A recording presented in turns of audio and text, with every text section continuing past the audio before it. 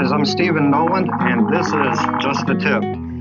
I'm excited about this episode because it happens to be our debut episode, our first one for Just the Tip, Breakfast Ball, Chasing Daylight.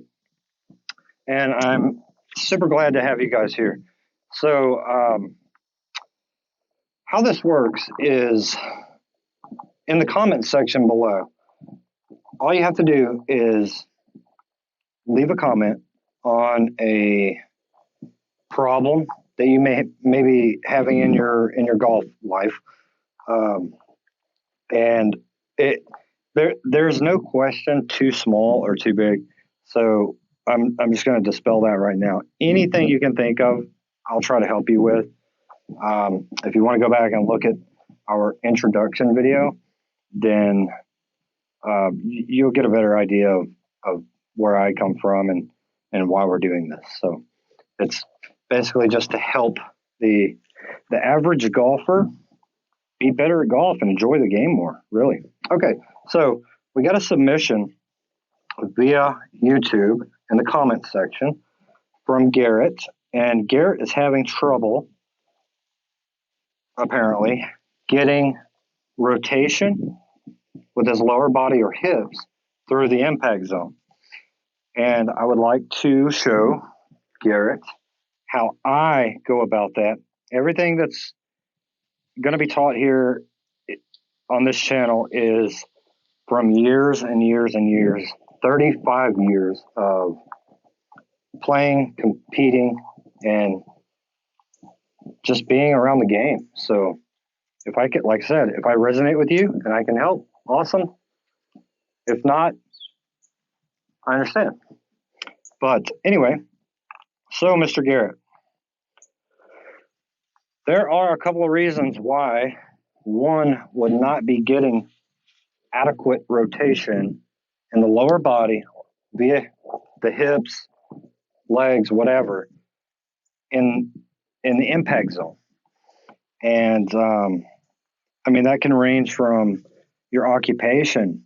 You know, do you sit at a desk all day, or are your hip flexors and everything, your lower back tight? If they are, stretch them out, get them loose. Physical limitations. Some people have disabilities and can't do it, but they figure a way around it. Most commonly, though, are people who sway off the ball, such as this, and then sway into the ball, such as this. And my hips have stalled out. There's no rotation here. This is an every way. This will create like an every way possible miss. So what I like to feel in this drill, and you can do this at home in a doorway. This is just a pool noodle with a alignment stick in it. If you're in a doorway, take a club that bias to your right side if you're right-handed, so you don't hit the doorway, and you can practice, clearing your hips around that doorway instead of sliding into it. But okay, so there's one other thing that I typically see with people who don't get a lot of hip and upper body rotation and bend and proper front bends and side bends is that they over rotate.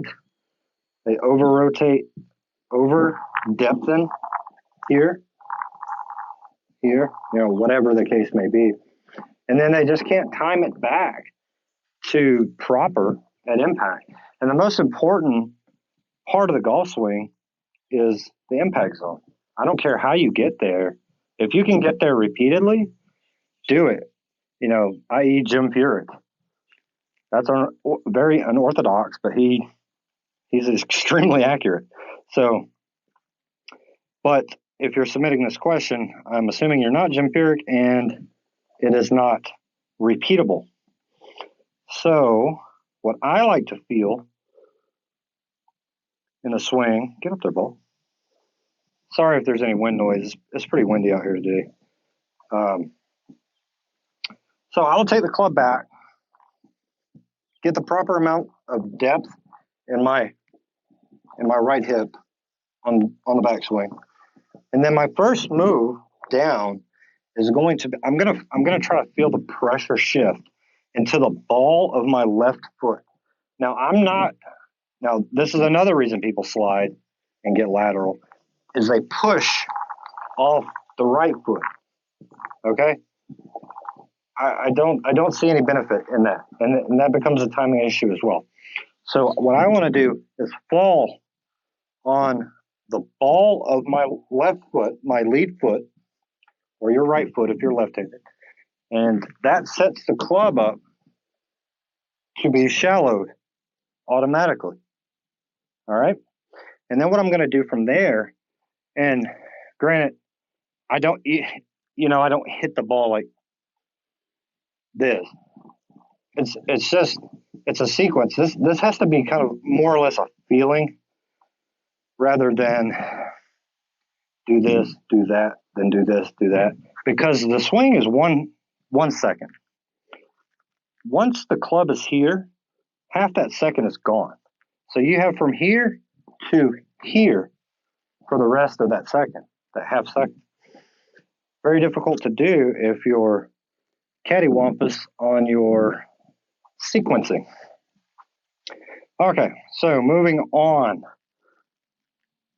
Depth,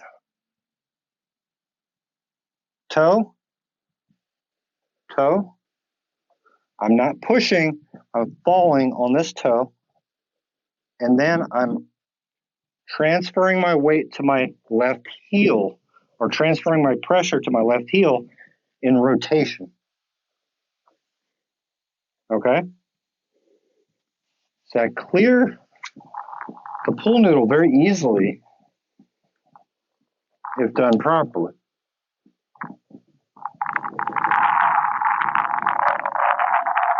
And that's the look everyone wants, is that straight line at impact.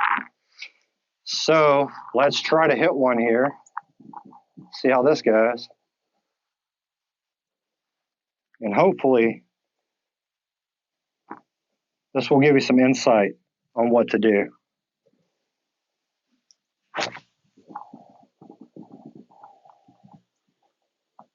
Okay, not bad. A little heavy, but that's okay.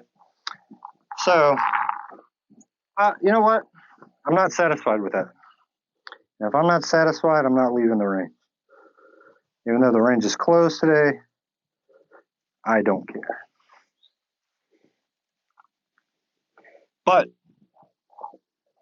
my hip did not touch that pool noodle. And that's our objective today. There we go. That's better.